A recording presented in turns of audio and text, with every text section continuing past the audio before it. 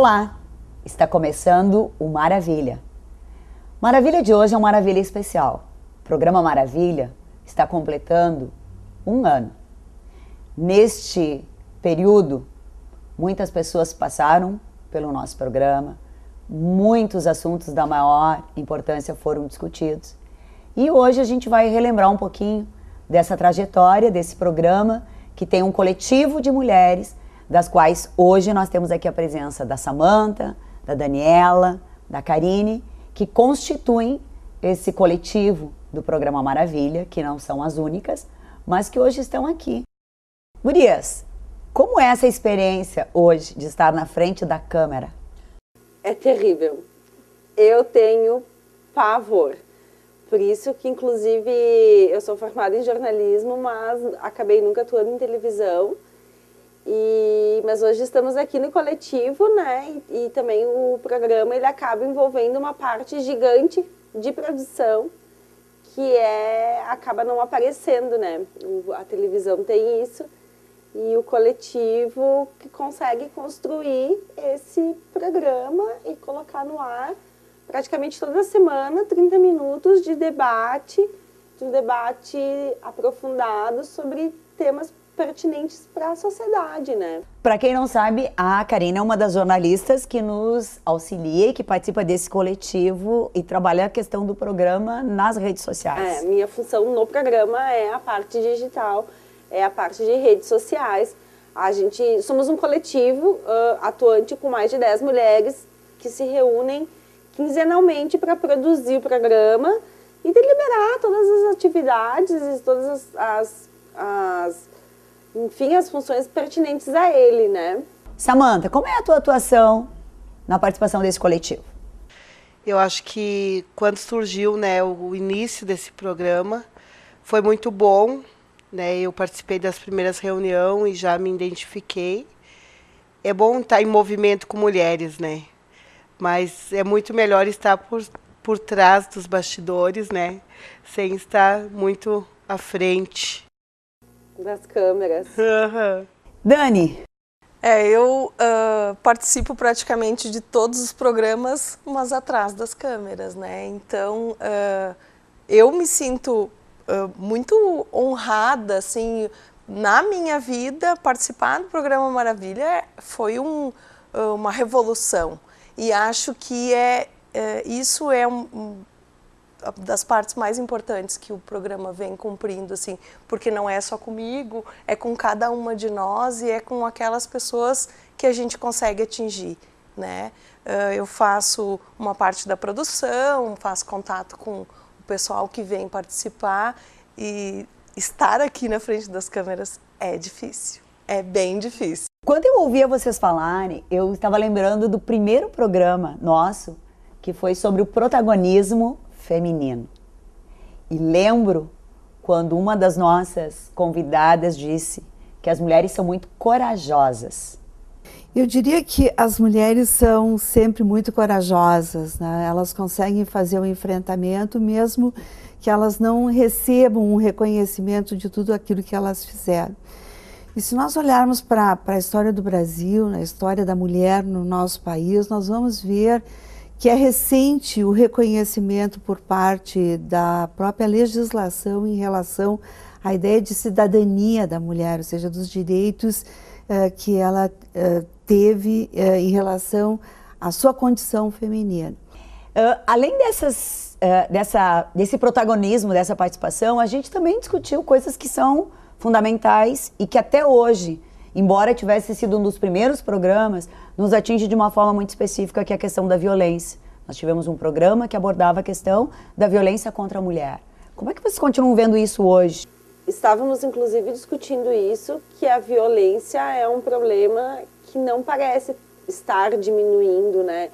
Inclusive, eu acredito que isso também tem relação com a crise, porque no momento em que as famílias têm uma perda financeira, e a gente está vendo que 80% da população teve uma queda no rendimento familiar, quando isso acontece, quando também aumenta as taxas de desemprego, a gente percebe que o homem se sente ainda mais sobrecarregado, se sente ainda mais desesperado e quase que naturalmente, o que não deveria ser naturalmente, acaba canalizando essa violência, essa revolta, essa angústia contra a sua parceira. A violência psicológica, muitas vezes, ela é muito maior que a violência física. Ela vai atingindo aos poucos, né? E nós que somos jovens estudantes, a gente sofre muito com isso, porque isso começa desde lá da nossa casa, a gente vê as atitudes dos nossos pais, muitas vezes machistas, e a gente cresce achando isso normal. Então há uma espécie de naturalização da violência. Isso me ocorreu um outro programa, aquele que a gente falou dos estereótipos femininos. Parece que há um conceito imposto de que a mulher tem que ser dócil e submissa, gurias. É o que a sociedade impõe, né? Os homens impõem, né? Que a mulher ela não pode ter uma determinação, ela não pode ser ela dona dela si própria, né? Porque o homem ele não tem essa compreensão que a mulher hoje ela pode andar do lado dele de igual para igual, a gente tem as mesmas qualidades, né? De repente até um pouquinho mais, querendo ser meia... Isso já se torna meio que machista, querer ser um pouquinho mais, mas enfim. Essa questão de tu ter que ser uma boneca, né? Uma dona de casa, uma boneca, porque além de tudo ele exige que a mulher esteja um corpo perfeito, seja a mulher perfeita, para desfilar com ela até mesmo na sociedade, né? Então isso é bem complicado, essa situação mesmo, né? É a objetificação total da mulher quando o homem encara justamente isso, né? Como a mulher sendo um objeto que está ao seu lado para lhe dar prazer, para lhe dar status perante o resto da sociedade. E para servir, né? E para servir. E aí a gente vê a importância do nosso programa. Porque a gente trouxe, então, pessoas que têm essa busca, assim como nós temos, de quebrar esses paradigmas de machismo e a gente ocupar esse espaço que nos é, né, por direito e, né, enfim, a gente faz parte da sociedade com tanta importância quanto qualquer ser humano. Entendo que estereótipos nada mais é do que o velho, famoso, tradicional rótulo, né? Somos isso, aquilo, aquele outro, somos tantas coisas numa única pessoa que na verdade não é uma pessoa, é um gênero, né? Mulher, por que não pode ser um homem? Por que o homem não pode ser pai, trabalhador, sei lá, personal trainer, galã? Não, isso acontece com a mulher porque são séculos e séculos e séculos de tradição de que a mulher tem que. A mulher tem que. Então isso é o estereótipo, ter que ser alguma coisa necessariamente e não aquilo apenas que você quer ser. Os estereótipos são conceitos, são rótulos, como a Beverly falou, que culturalmente são impostos na sociedade, assim, por um grupo de pessoas ou por pessoas. Aqui nós estamos falando de mulheres, então são esses rótulos que vêm desde a infância, que é ensinado para a mulher ser dócil, ser submissa, ela ser mais tranquila. Bela, bonita e recatada. Também.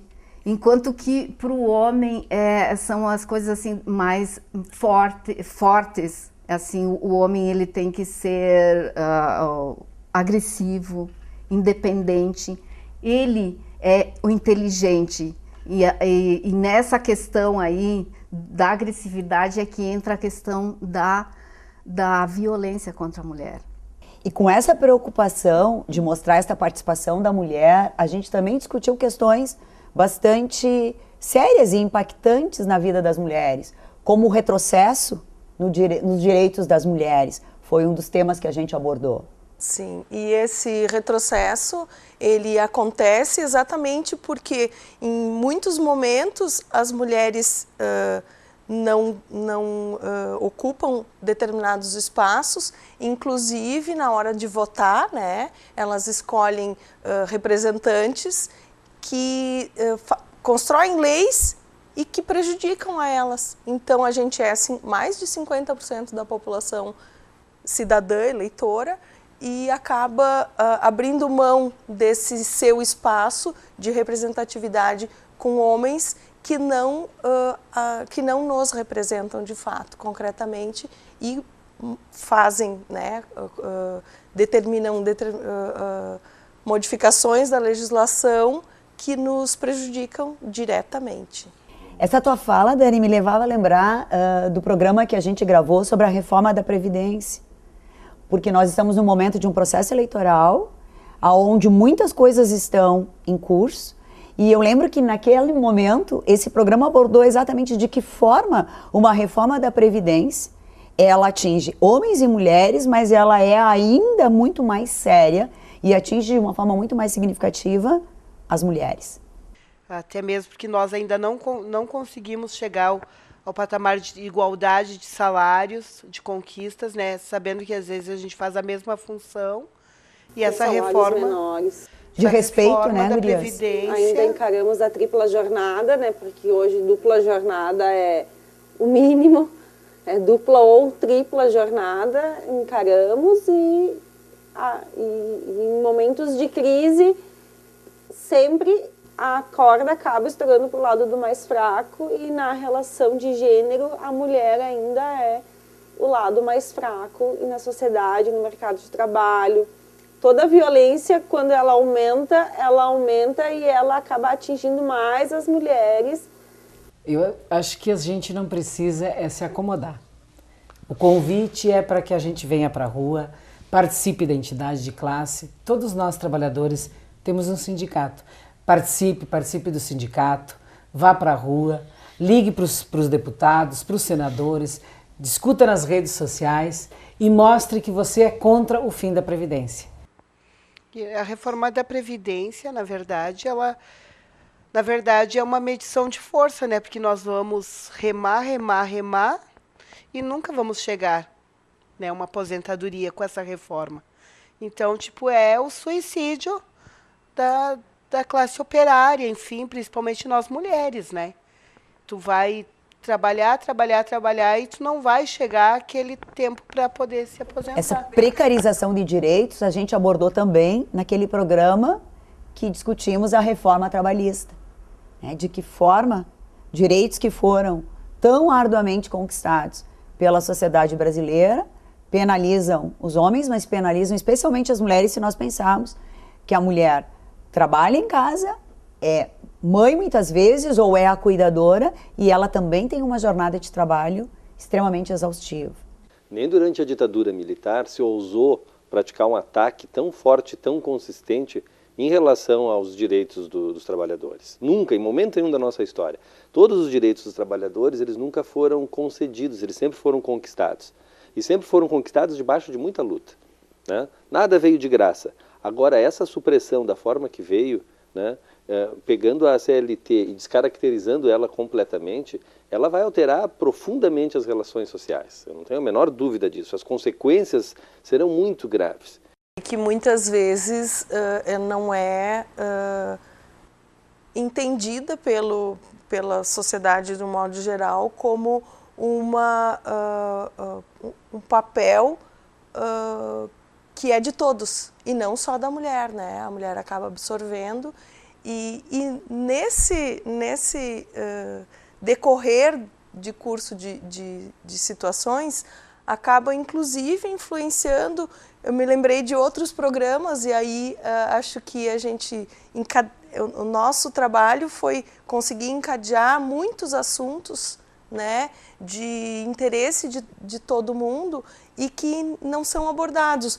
Essa questão da sobrecarga da mulher e que leva muitas vezes as mulheres a não terem a participação nem na política, nem, né, a gente fez um programa com jovens que fazem parte, né, de movimentos sociais e que muitas vezes, por causa da sobrecarga, acabam se omitindo e não participando. Eu acho que a gente passa por um momento em que realmente a gente enxerga as coisas de uma maneira que só existe preto ou branco, e não é assim. Tipo, a gente vive em um meio em que existem muitas coisas que influenciam em nós, e de certa maneira a gente é meio que forçado a olhar as coisas, tipo, como se tudo fosse direita ou esquerda, tudo fosse preto ou branco. E não é bem assim, porque, tipo, os jovens são moldados pelo meio. E no meio que a gente vive, a gente é, não imposto, mas a gente é incentivado a pensar dessa maneira. Porque dessa maneira a gente fica mais ignorante. Eu estava lembrando, Dani, enquanto tu comentavas, um programa que nós gravamos sobre a cultura, que foi até um dos primeiros, né?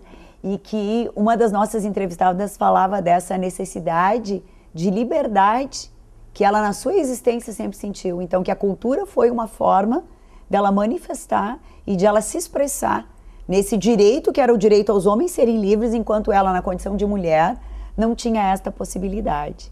Desde muito pequena, eu fiquei entendendo que eu precisava fazer alguma coisa para começar a tomar as decisões sobre a minha vida. Desde as mais simples, profissionais e tal. Isso não era toda uma reflexão, era só um desejo muito forte. Eu precisava ser livre, como os homens da família eram. Então, essas coisas foram muito recorrentes, né? Naqueles programas que a gente fez e também me chamou muita atenção o quanto nós descobrimos que é uma produção intelectual, uma produção de participação e de protagonismo das mulheres que a gente praticamente na correria do dia a dia desconhece, né? Trabalhamos também com a questão das mulheres que escrevem sobre mulheres. Lembram desse programa, gurias? Eu acho que a coisa mais complexa que tem no mundo é nos entendermos. E quanto mais nos entendermos enquanto mulheres, né? Eu acho muito difícil. E eu vejo avanços, sim. E vejo também que a mulher está marchando, não digo para o poder, porque o poder é algo que estimula os homens. Nós amamos a liberdade, amamos o amor. E nós não queremos o poder. Essa é a grande diferença. Os homens querem o poder através da violência, está aí a política que não nos deixa mentir, é só fazer uma análise dos personagens que estão postos para nós. São maravilhosos, não tem nenhuma mulher entre eles, eu estou tão dignificada por ser mulher. Maravilhoso esse programa, a participação da professora Lorene, ela já é uma aula viva, né? Sim, ela é o protagonismo em pessoa, né? Protagonismo em pessoa. Essa questão que a gente vem aí de um ano eleitoral, né? E a mulher não se deu conta ainda, enfim, a sociedade não se dá conta do protagonismo da mulher na política, né? Porque quando aquelas mulheres no 8 de março lutaram pelo direito de voto, de estar, né? Pelos seus direitos, é uma coisa que a gente tem que relembrar e repensar nessas eleições, né? Nós não podemos deixar o nosso direito de votar e votar consciente para que se mude e nós não se perca tudo aquilo que aquelas mulheres lutaram no 8 de março para que acontecesse. Menos de 10% dos representantes eleitos dos representantes políticos são mulheres, tanto no Congresso quanto na Assembleia. É um índice baixíssimo, a mulher é mais de 50% da população brasileira e tem menos de 10% das cadeiras do parlamento. Então, como que nós queremos que nossas pautas sejam aprovadas e sejam discutidas e não coloquem artigos dúbios em leis que estão sendo aprovadas, como essa que discutiu o aborto recentemente, né, que proibiu o aborto para casos que eram previstos em lei. Então, como que a gente quer que o Congresso aprove medidas que nos protejam e nos assegurem liberdade, nos assegurem igualdade, se nós elegemos homens, né? Então, o voto, ele tem essa questão que a gente tem que refletir bem. Vários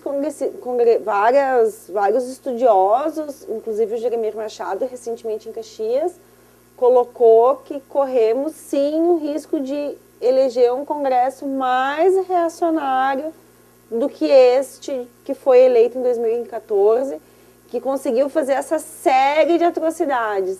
Então, a gente ou pensa bem ou reflete bem, porque podemos, sim, em janeiro do ano que vem, começar a enfrentar uma realidade pior do que essa. Então deveríamos também buscar as mulheres que podem nos representar, ocupar esse espaço, se fazer presente.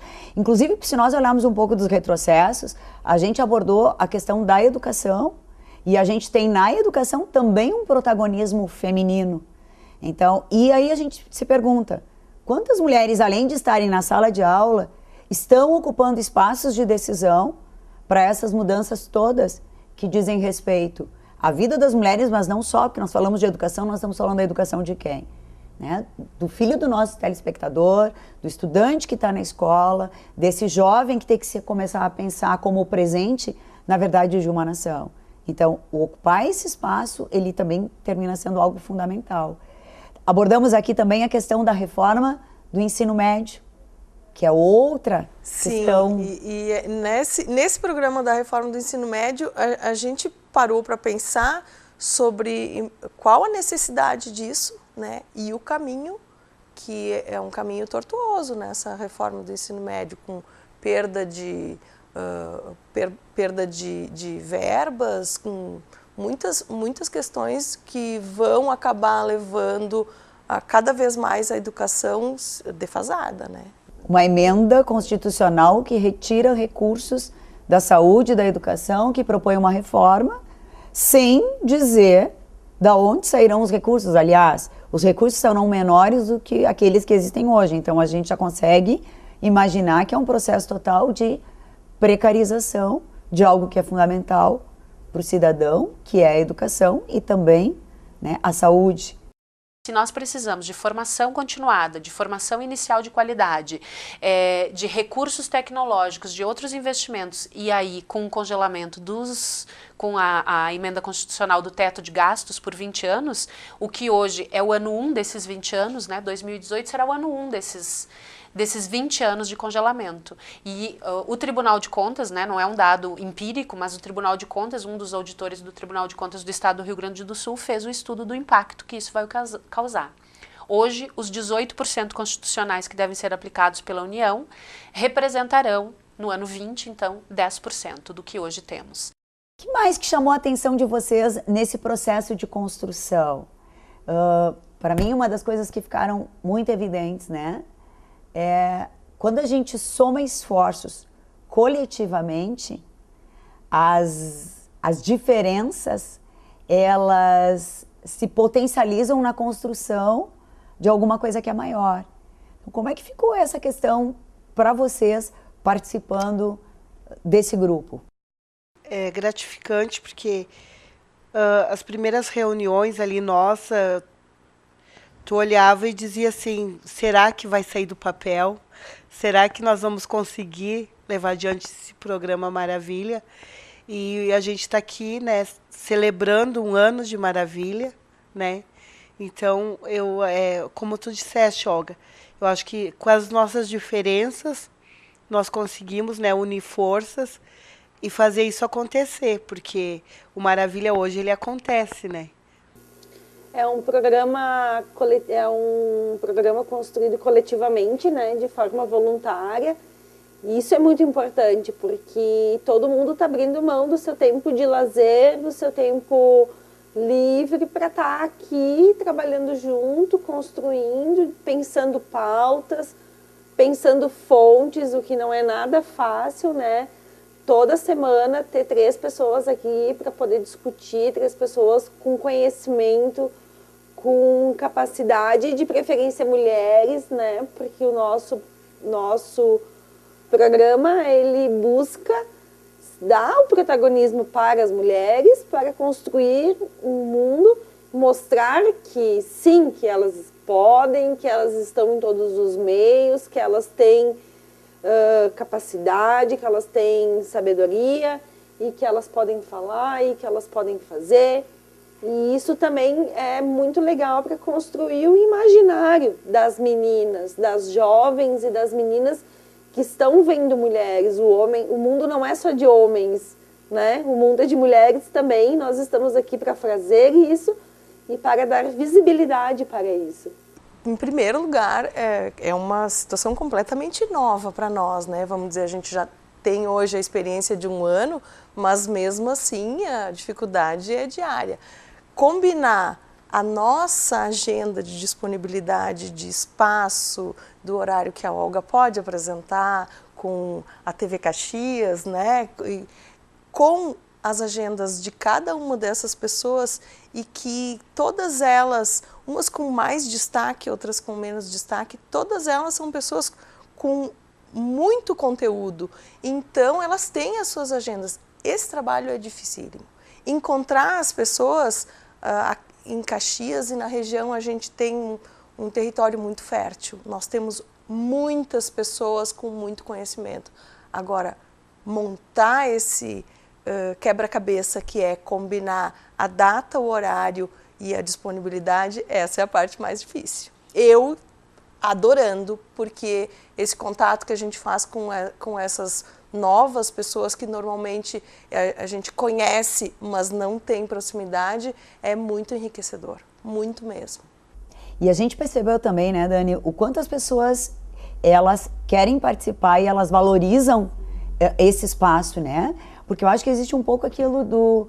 As pessoas também têm a necessidade de trocar, de contribuir, né? Eu não quero ter uma solidão intelectual de não poder dividir e partilhar com as outras pessoas, com a comunidade caxiense, todos os meus saberes. Então, a gente sente, né, que há um querer, uma participação. A gente sente uma reciprocidade de orgulho de ter participado. Assim como a gente tem de estar construindo, eles têm, nossa, que bom, que programa e que espaço. A gente recebeu muitos elogios, assim, a respeito, né, do espaço, de ter o espaço, tanto o espaço físico, quanto o espaço de TV, porque hoje a gente não vê outras produções nesse sentido aqui na cidade. Né? E com a cor local, né? Nós temos pessoas que são da comunidade caxiense, né? Que tem muito a contribuir, que tem muito conhecimento para trazer, que estão à disposição dessa comunidade. E se não fosse esse espaço aberto aqui, aonde nós teríamos a possibilidade, né, de dar voz a estas pessoas? Eu lembro, por exemplo, do programa da segurança alimentar. Sim, foi um programa ótimo. A gente resgatou ali, a gente trouxe pessoas aqui que é nutricionista, uma pessoa que trabalha diretamente com produtos que são naturais, agricultora, uma médica que é agricultora. Então, assim, dá é muito enriquecedor ver o que essas pessoas têm para nos trazer. Quando a gente pensa nessa questão da vida e do direito, né, a água, o ouro líquido, a gente abordou num programa a questão da água. A água é vida, é um direito, na verdade, das pessoas, que não pode virar uma mercadoria, assim como a saúde também, que foi tema de programas da gente. Mas, gurias, teríamos tantos outros, né? A gente trouxe a questão dos direitos humanos, a questão do suicídio, da cultura. Nós trouxemos inúmeros programas, eu não sei até se não estou esquecendo de alguns, os últimos que foram sobre a questão do nosso patrimônio histórico, a Maesa, né? A questão da ditadura militar. Nós trouxemos pessoas da comunidade caxiense que sofreram, que têm história para dizer, né? Não é possível que tenhamos um retrocesso nesse sentido. Se estamos comemorando um ano, o que nós queremos é vida longa para esse programa, porque o que a gente acredita é que esse programa tem muito a contribuir. Ele é uma maravilha, porque ele é feito por mulheres que ocupam um espaço onde as mulheres são protagonistas. As mulheres não são objeto, elas são seres pensantes que podem fazer, que podem produzir e que estão trazendo o que nós temos aqui de contribuição de pessoas de nossa cidade para ajudar a gente a pensar, a debater, a pensar que é o mundo das ideias que pode encontrar soluções que sejam melhores para a vida de todas as pessoas. O Maravilha agradece muito a presença da Karine, da Dani, da Samantha. Gostaríamos também de dizer que existem outras mulheres desse coletivo que não estão aqui, porque nós não teríamos a possibilidade de fazer isso, mas que nesse 1 ano de existência do Maravilha, muito tem nos honrado com todas as contribuições que têm sido feitas por esse coletivo. Muito obrigada.